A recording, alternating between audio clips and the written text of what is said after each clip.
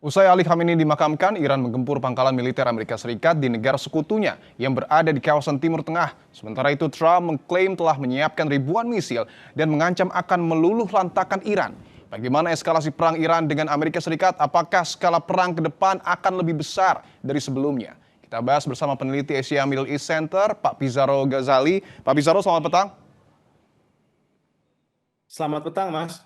Pak Pizarro, serangan Iran ke negara sekutu Amerika Serikat diperluas. Kali ini serangan diluncurkan ke Yordania. Apa makna dari serangan ini, Pak Pizarro? Iya, ini sebenarnya maknanya seperti yang sudah disampaikan oleh Ismail Bagei, ya, juru bicara Kementerian Luar Negeri Iran. Dia mengatakan, sebesar apapun atau tindakan apapun yang dilakukan Amerika Serikat untuk melakukan serangan pada Iran, kami akan melakukan tindakan resiprokal, Oke. artinya balasan.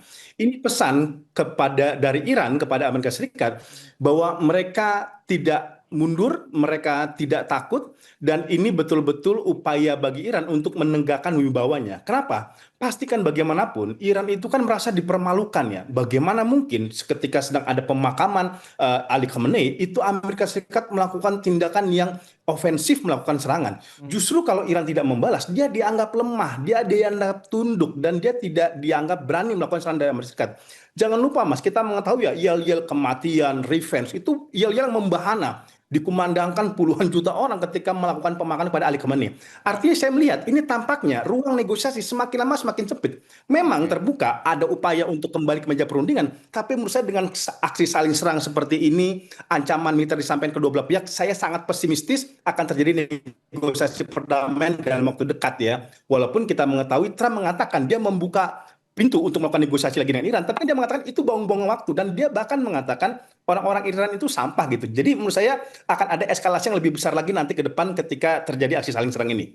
Apakah artinya Amerika Serikat juga akan melakukan serangan balik, akan merespon serangan ini? Saya kira gitu. Jangan lupa ya, sekarang ini problematikanya sekarang beberapa kapal militer ya, pesawat terbang yang dimiliki oleh Amerika Serikat pertama itu udah digeser ke Israel. Ada Oke. beberapa pesawat terbang Amerika Serikat itu udah digeser dari Israel. Kemudian ada kapal-kapal Amerika Serikat yang juga dari wilayah yang lain itu udah digeser kepada wilayah Yunani. Artinya Israel ini Amerika Serikat ini siap siaga.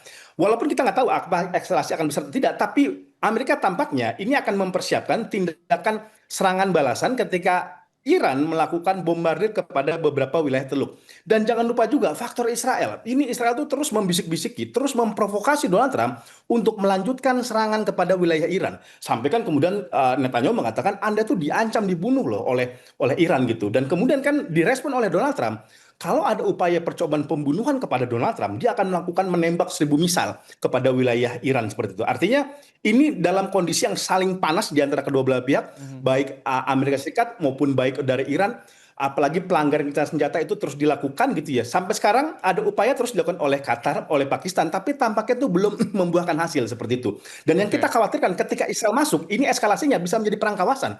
Pasti Iran akan mengaktifkan Houthi, mengaktifkan Hizbullah untuk melakukan serangan balasan jika, sekali lagi, jika Israel itu masuk untuk memanaskan situasi yang ada. Oke, pertanyaannya Pak Pizarro, kekuatan militer dan logistik Iran ini saat ini apakah masih sama seperti dulu atau seperti apa analisa Anda?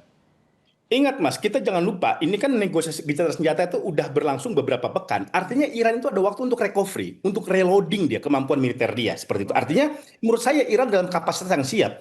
Tampilnya orang-orang IRGC ketika pemakaman Khomeini, ini kan pesan bagi Iran bahwa sekarang faksi yang memimpin adalah faksi tempur, bukan sekedar faksi diplomat gitu. Diplomat itu pasti Abbas Araghchi, Pezeshkian, Galibaf, itu tidak boleh keluar dari red line dari IRGC untuk kemudian tidak mempermalukan Iran ketika negosiasi, dan kalau memang itu tidak terjadi jalan buntu, perang itu siap dilakukan lagi oleh mereka. Kan ada Oke. fakta, ada laporan yang mengatakan Iran itu masih memegang 70% rudal. Ya, 70% rudal yang mereka masih miliki, yang artinya mereka siap untuk kemudian melakukan peperangan kembali jika kalau kemudian negosiasi itu tidak terlaksana, itu batal, atau bahkan Amerika Serikat dan Israel kembali kepada pola tanggal 28 Februari melakukan koalisi bersama untuk melakukan serangan kepada Teheran. Saya kira mereka mempersiapkan udah fasilitas tempurnya, fasilitas udaranya untuk kemudian mengantisipasi konsekuensi terburuk jika terjadi perang. Oke, dengan Iran yang tadi menurut analisa Anda akan mengaktifkan kembali Houthi termasuk juga Hizbullah, apakah ini cukup untuk kemudian melawan Amerika Serikat yang tentu juga didukung oleh Israel?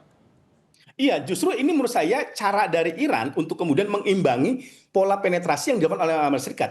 Kalau Amerika Serikat itu menggandeng Israel, bukan tidak mungkin memang Iran pasti akan menggandeng sekutu-sekutunya. Karena ini kan perang udah Oke. jadi perang kawasan nih di antara kedua belah pihak. Apalagi Mas, kita lihat ya, Israel itu masih melakukan serangan membabi buta kepada wilayah Lebanon dan kepada wilayah Gaza. Saya kira ini menjadi pertimbangan bagi Iran untuk mengaktifkan sel-sel Houthi, mengaktifkan sel-sel dia di kawasan. Maka tidak heran kemarin kan Mas Pezeshkian aja mengunjungi Irak kan Ya. ketika untuk mengiringi pemakaman dari Ali Khamenei. Oke, meskipun ada kekuatan militer yang kemudian sudah digeser ya dari Amerika Serikat ke Israel, tapi Trump juga Ya. mengklaim bahwa menyiagakan ribuan misil dan sebelumnya juga mengatakan serangan ini akan diluncurkan Amerika Serikat ke Iran.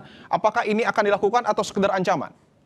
Saya kira gini, kita lihat ya, Trump memang kadang kerap berubah-ubah ya, walaupun kita tidak bisa menganggap sepele ancaman dia. Karena terbukti ini ya, dulu kan dia mengatakan, saya bisa menyerang loh ketika pemakaman. Memang pemakaman tidak diserang, tapi kan wilayah Teheran, wilayah Bandar Abbas itu diserang.